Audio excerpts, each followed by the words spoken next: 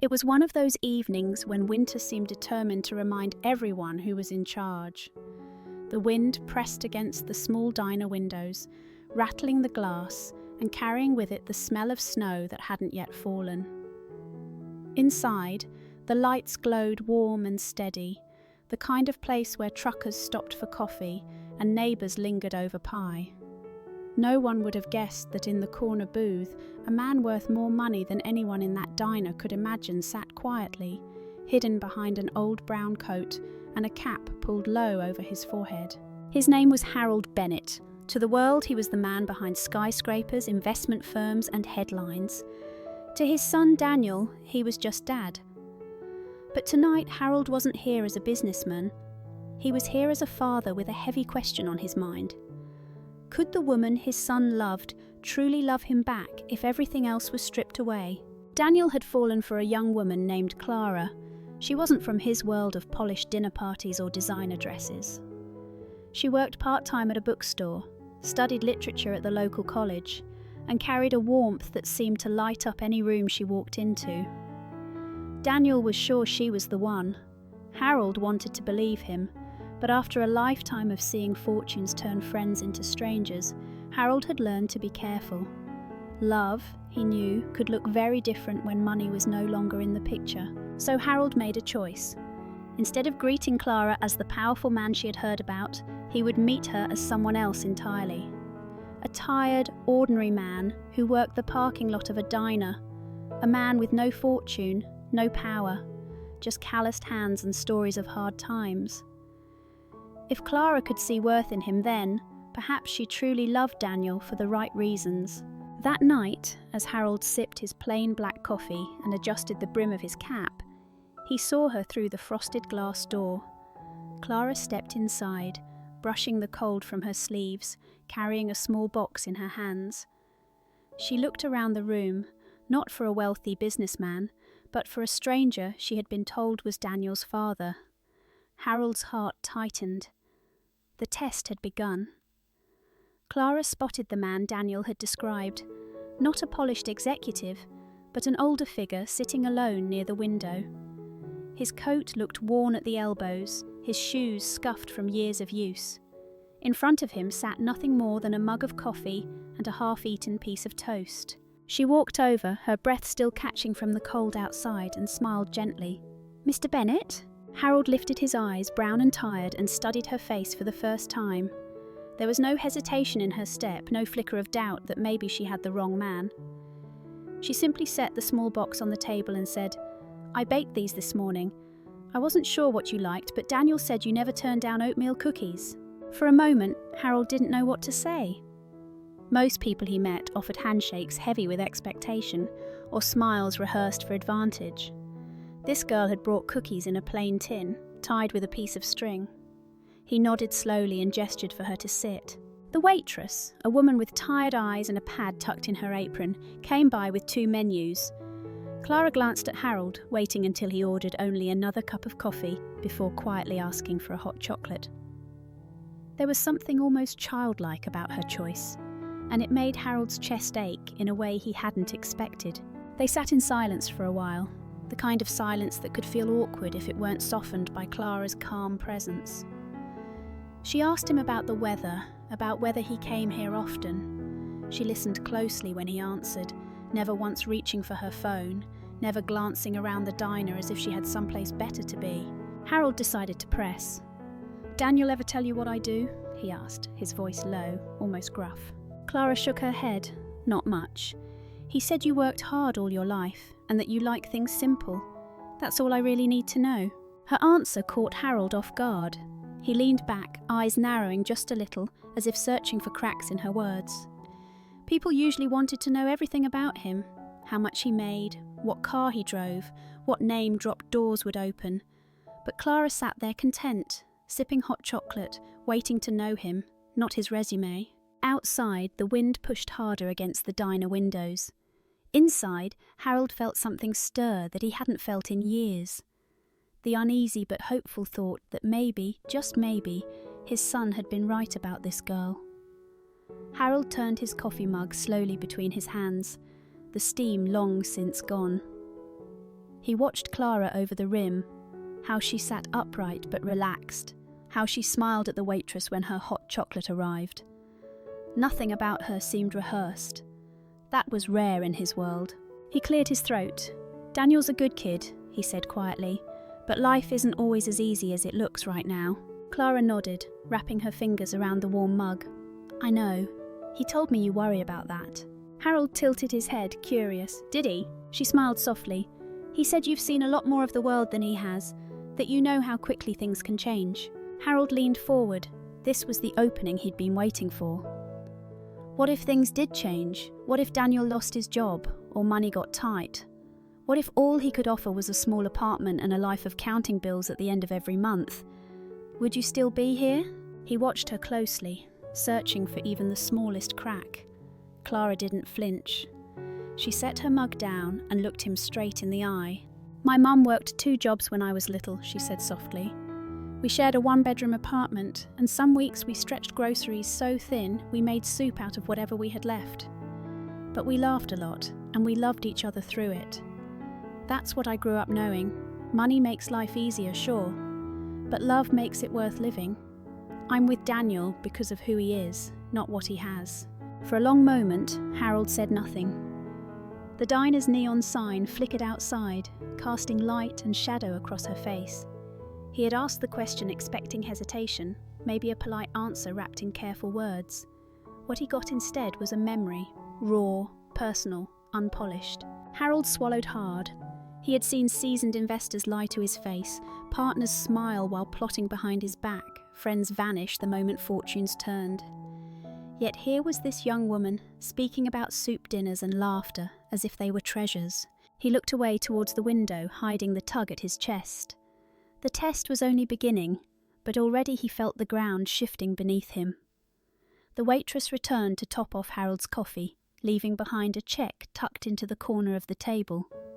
Harold glanced at it, then slipped a hand into his coat pocket. His fingers brushed against nothing but the worn lining. He frowned, making sure Clara noticed. "Must have left my wallet in the truck," he muttered, shaking his head as if embarrassed. "Happens more than I'd like to admit. Guess I'm not great company tonight. Can't even pay for a cup of coffee." He watched Clara carefully, waiting for hesitation, for a flicker of annoyance. Instead, she reached across the table without missing a beat, sliding the check toward herself. "I've got it," she said simply. "You can get the next one." Harold raised his eyebrows. "You don't even know me, and you're willing to pay for dinner?" Clara gave a small laugh. "It's hot chocolate and coffee, not dinner. And it doesn't matter who you are. If someone's short a few dollars, you help. My mum used to say, you never regret being kind." Her words landed heavier than she knew. Harold leaned back, studying her. He thought of all the times he had been surrounded by people who only offered kindness when it was profitable. He remembered boardroom smiles that disappeared the moment the market shifted. Yet here sat a young woman, offering generosity as if it were the most natural thing in the world. Still, Harold wasn't ready to give in. He cleared his throat. "Daniel's used to nice places, steak dinners, fancy wine. You really think he'd be happy splitting burgers in a diner like this?" Clara glanced around the room, at the couple sharing fries in the next booth, at the waitress humming softly as she refilled glasses. Then she turned back to Harold. "I think happiness has less to do with the menu and more to do with who's sitting across from you," she said gently. "If Daniel wanted steak, I'd eat steak. If he wanted burgers, I'd eat burgers. What matters is being together." For a moment, the hum of the diner seemed to fade. Harold felt the words sink deep, disarming in their simplicity. He had built a life on contracts and guarantees, on measuring worth in numbers. Yet this young woman measured worth in presence, in laughter, in small acts that couldn't be bought. And Harold realised, if this was an act, it was the best one he'd ever seen. The bell above the diner door jingled, letting in a rush of cold air and a tall young man with dark hair dusted in snow. Clara's face lit up instantly. She slid out of the booth and wrapped her arms around Daniel before he had even shaken the chill from his coat. "Sorry I'm late," he said, brushing a kiss against her forehead. Traffic was a mess. Harold watched the reunion from his corner of the booth, keeping his expression unreadable. Daniel turned to him, his grin wide and easy. "Dad, this is Clara." Clara gave a small laugh. "We've already met," she said, sliding back into her seat. Daniel blinked, surprised. "Oh, good. I wasn't sure if you'd found each other yet." He settled beside her, draping his arm casually along the back of the booth, looking every bit the young man in love. The waitress dropped off another menu and poured water for Daniel. He glanced between his father and Clara, sensing something in the air but not pressing it. "So, what'd I miss?" "Not much," Clara answered, smiling toward Harold. "Just good conversation." Harold studied the way Daniel looked at her, the way his son's entire face softened in her presence. He had seen Daniel serious, ambitious, even stubborn, but never quite like this. There was a peace in his eyes Harold hadn't noticed before. As they ordered, Clara choosing a simple grilled cheese, Daniel opting for a burger, Harold stayed quiet, letting the rhythm of the evening play out. He noted the small things, how Clara nudged her plate toward Daniel when he wanted a bite, how she laughed at his offbeat jokes, how she wiped a bit of ketchup from his hand with a napkin without a second thought. It wasn't a performance, it wasn't polished or deliberate, it was the easy closeness of two people who had chosen each other. For a man who had spent decades surrounded by people who measured affection in transactions, Harold felt something stir inside him. He wanted to believe it was real. He wanted to believe his son had found the one person who would stand by him through every storm. Still, old habits were hard to break. He folded his hands on the table, leaning forward slightly. "Clara," he said evenly, "you seem very certain about Daniel, but love isn't always warm diners and laughter. What happens when the hard days come?" Clara reached for Daniel's hand under the table, squeezing it gently before answering. Her voice was calm, steady. "Then we'll face them together, that's what love is supposed to mean." Harold swallowed, the words catching in his chest. For the first time that evening, he wasn't sure if the test was for Clara or for himself. Plates arrived with the clatter of porcelain against wood, the air filling with the smell of burgers, melted cheese and hot fries. The diner was busy now, but in that small booth near the window it felt like time had slowed. Harold kept quiet, watching, measuring every detail. Daniel dug into his burger with the appetite of someone who had skipped lunch, and Clara teased him about it, sliding her grilled cheese across the table so he could take a bite. Harold noticed how she never once looked embarrassed by the simple meal, never hinted that she had expected something more glamorous. She laughed easily, leaning close when Daniel whispered something in her ear, and her smile was the kind that softened even the hardest edges of the room. When the waitress returned with the dessert tray, Daniel leaned back, patting his stomach. "I couldn't eat another bite." Clara shook her head but pointed to the last slice of pecan pie. "We'll share," she said, her tone playful. When the plate arrived, she pushed the fork toward Harold first. "You should try it. It looks too good to miss." He hesitated, surprised. Most people angled for his approval by flattering Daniel, never by offering him the last bite of pie. Yet Clara meant it. She wasn't trying to win points, she was just being herself. As the meal wound down, Harold found himself fighting an unfamiliar ache in his chest.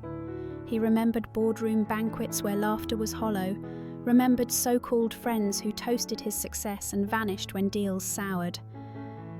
This, a girl in a bookstore sweater offering pie in a noisy diner, felt more genuine than all of it. Still, he couldn't let go of his old caution so easily. When the check came, Daniel reached for it, but Clara laid her hand over his. "Let me get this one," she said. Daniel protested, but she was firm. "You paid last time, it's my turn." She slid her card into the leather folder and handed it to the waitress without fanfare. Harold studied her, wondering if she realised what she had just done. She hadn't offered to pay to impress him. She had done it because, to her, partnership meant balance. It meant showing up, even in the smallest ways. As they stood to leave, Daniel wrapping Clara's scarf around her shoulders, Harold lingered behind. Through the reflection in the diner's frosted glass, he saw his son's arm tighten around her as they stepped into the cold. The sight sent a tremor through him. For years, Harold had believed love was something fragile, easily swayed by comfort or shaken by loss. But here, in the most ordinary of places, he was beginning to wonder if maybe, just maybe, he had been wrong all along. The night air bit at their faces as they stepped out of the diner, the neon sign buzzing faintly above the door. Daniel slipped an arm around Clara as they walked toward the parking lot, their breath rising in pale clouds against the dark. Harold followed a step behind, his hands buried deep in his coat pockets, his mind louder than the winter wind. He had set out to test her, to peel back the layers and see if there was anything beneath the sweetness Daniel swore by. But what he had found was something he hadn't expected. A girl who spoke with honesty, who offered kindness without asking for anything back, who treated him not as a stepping stone, but simply as a man sharing her company. Halfway across the lot, Daniel's phone buzzed. He glanced at the screen, muttered something about needing to take the call, and stepped aside toward the glow of a street lamp. Clara turned to Harold, her cheeks flushed from the cold, her scarf pulled snug around her chin. "He's always getting calls at the worst times," she said with a small laugh. Harold stopped walking. The laughter in her voice only made the heaviness in his chest grow.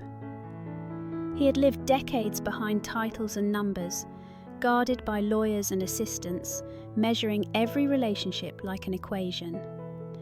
And yet here was this young woman, standing in the freezing night, completely unaware that the man she thought was a tired parking attendant was worth more than the buildings around them. He cleared his throat, the words rough. "Clara, there's something I need to tell you." She looked at him curiously, her breath fogging in the cold. "What is it?" Harold tugged off his cap, running a hand through his greying hair. For the first time all evening he let his shoulders straighten, let his voice carry its natural weight. "I'm not who you think I am. My name is Harold Bennett. I don't work the parking lot here. I'm Daniel's father, and I own more than a few of those buildings you walked past on your way in." The silence that followed was sharp and still. Clara blinked, confusion flickering across her face. "So, tonight, all of this you were pretending?" Harold nodded, the admission heavy.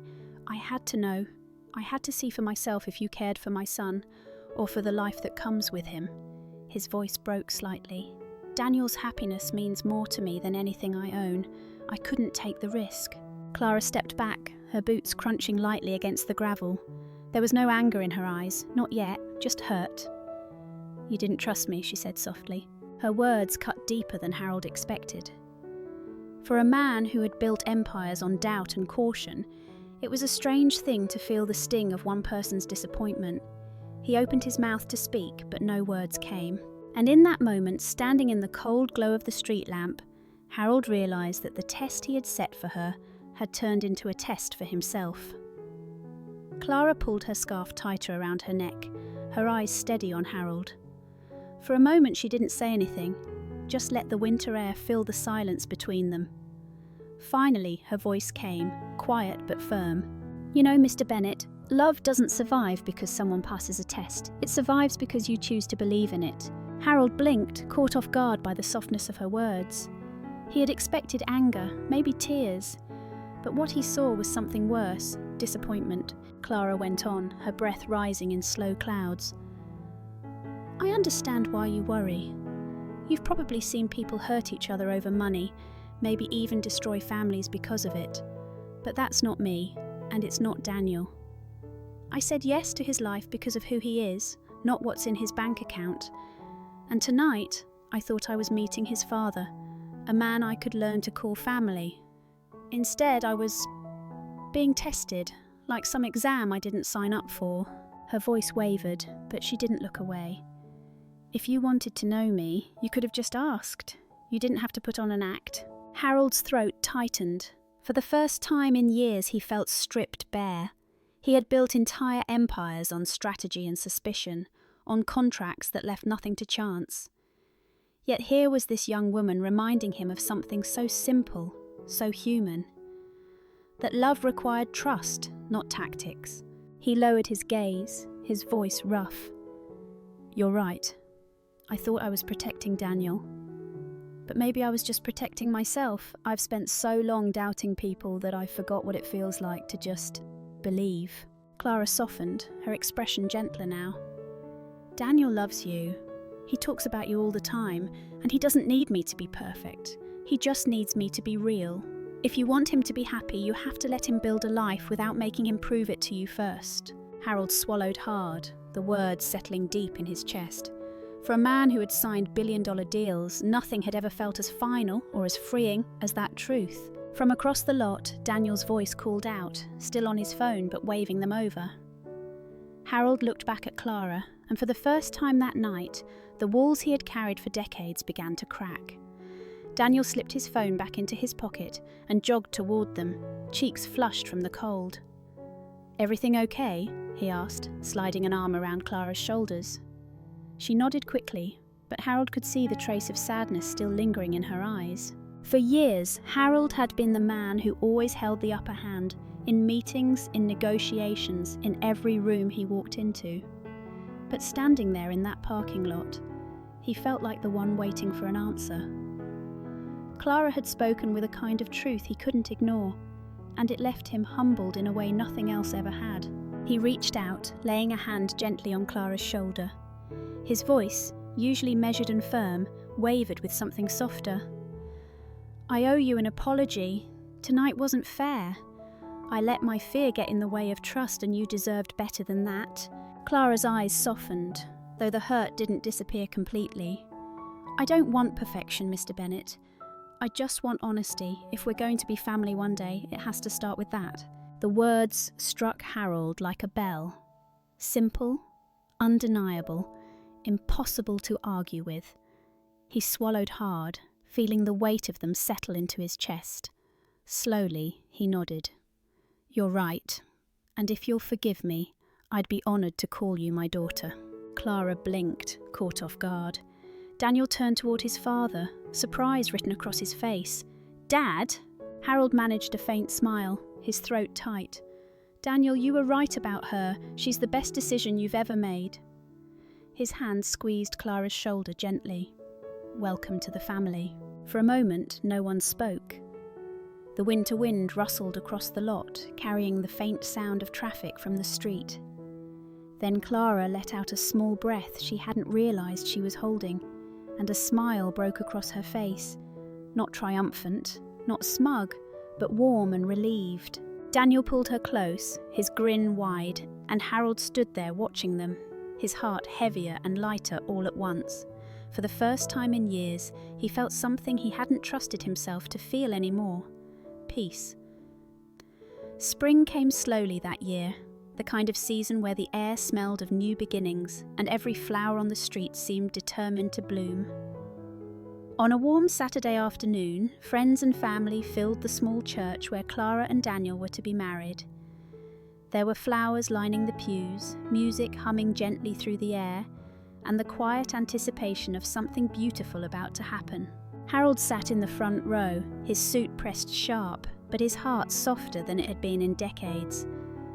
When the doors opened and Clara stepped inside, dressed in simple white with her mother holding her arm, Harold felt his throat tighten. She wasn't just walking toward his son, she was walking into his family, into his life, into a place he had guarded too tightly for too long.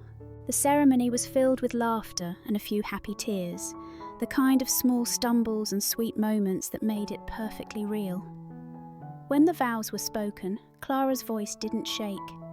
She promised Daniel love in every season, the easy ones and the hard ones.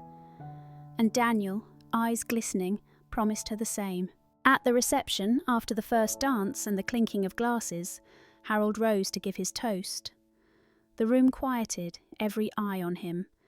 He held his glass high, but his voice carried no trace of the powerful businessman the world knew. Instead, it was the voice of a father who had learned something the hard way. "I've spent my life building things," he began, "companies, deals, towers of glass and steel, but none of that has ever meant as much as what I see here tonight. A love that isn't measured in bank accounts or gifts, but in patience, kindness and trust. A love that I almost doubted, until Clara reminded me that faith is the only proof it needs." He paused, his eyes finding Clara's. "I met her first not in a ballroom or a boardroom, but in a small diner on a cold night, and there, with nothing to impress me but her own heart, she gave me the answer I'd been searching for. Clara, thank you for showing me what really matters, and Daniel, thank you for finding her." The room filled with applause, glasses raised, and more than a few tears. Clara leaned against Daniel, her hand clasped in his, and Harold sat back down feeling lighter than he had in years. Later, as the couple drove off beneath a shower of rice and laughter, Harold stood at the church doors, watching the car disappear down the quiet street. For the first time in a long time, he didn't think about the markets, or the next deal, or the walls of his empire. He thought only of his son's smile, Clara's steady voice, and the simple truth they had taught him, that love, real love, is the greatest fortune a man can ever hold. True love is never proven by wealth or tests. It's proven by trust, kindness, and the choice to stay through every season of life. Thank you for staying with us until the very end of this story. I truly appreciate your time and support. If you enjoyed it, don't forget to like the video and subscribe to the channel. I'll see you again in the next story, right here on Rain Inside.